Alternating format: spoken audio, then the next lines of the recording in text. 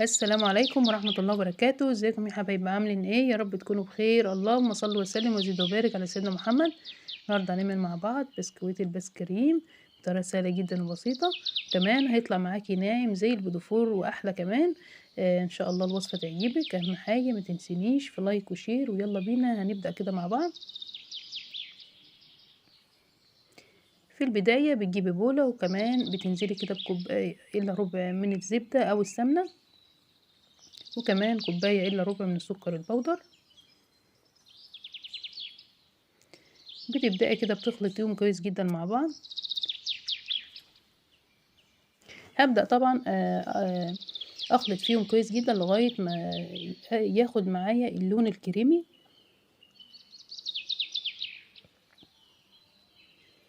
خلاص هو كده خد القوام بتاعه. هبدأ كده طبعا انزل بباقي المقادير. طريقة سهلة جدا وكمان المقادير بسيطة، جربي الوصفة دي وان شاء الله تعجبك. هنزل كده بربع كوباية من الزيت.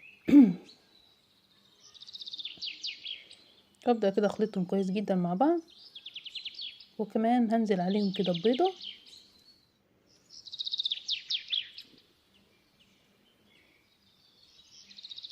هتخلطي الخليط كويس جدا. اهم حاجه ما تنسيش اللايك والاشتراك في القناه ومفعل زر الجرس عشان يوصلك كل جديد. نزلت كده بالفانيليا، المقادير هتلاقيها مكتوبه في صندوق الوصف. بسكويتة هشه وطعمها لذيذ جدا، ان شاء الله هتشوفي الفيديو هيعجبك وهتجربيها. نزلت كده بالدقيق، وهبدأ كده طبعا انزل بمعلقه من البيكنج باودر، وكمان معلقه من النشا ورشه ملح.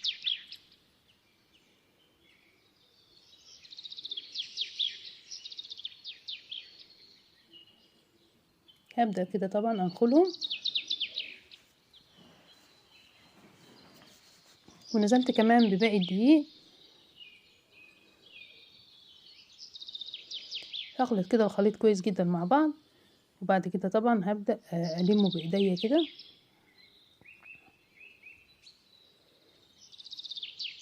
وصفة سهلة جدا وكمان مقادير بسيطة جدا. هبدأ كده ألم العجينة. طبعا مش هتعجني العجينة، احنا بس بنبدأ نلمها كويس جدا.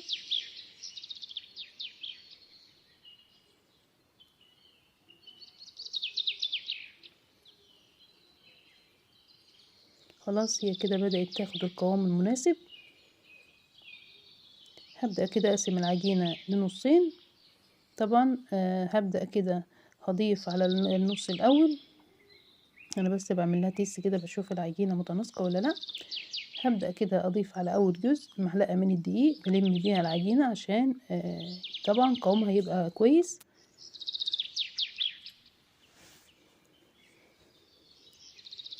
قوامها ناعم وجميل جدا. خلاص هي كده جاهزه معايا. وكمان على العجينه التانية هضيف لها كده معلقه من الكاكاو الخام.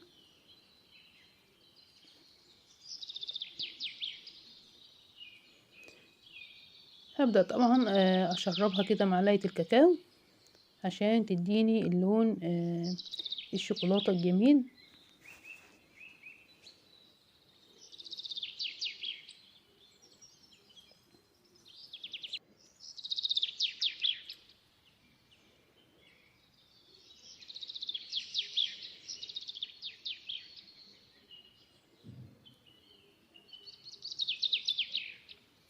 خلاص كده العجينة طبعا اخدت اللون الجميل، وكمان بقت جاهزة معايا. هسيبهم كده يرتاحوا لمدة 10 دقايق.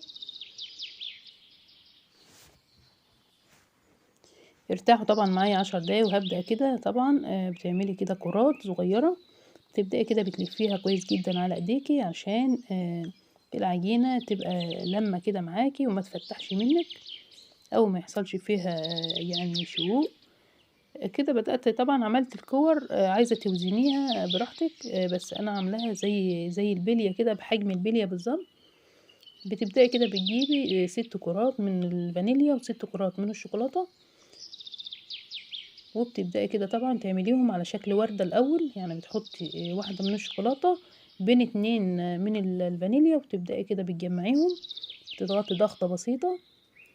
وبتشيليها على ايديكي وبتبدأي كده تلفي. طبعا اللفة بس بتاعة الوردة بتكون لفة بطيئة علشان ما تاخدش معاكي اللون الكاكاو اكتر. طبعا اللفة دي انت ونصيبك فيها على حسب لفة ايديكي. انا بس حبيت اوريكي يعني وردة كده في البداية.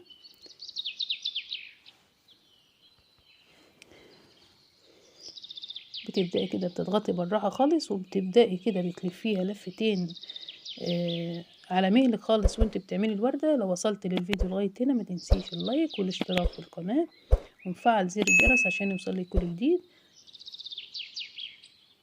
تطلع معاكي شكلها جميل جدا.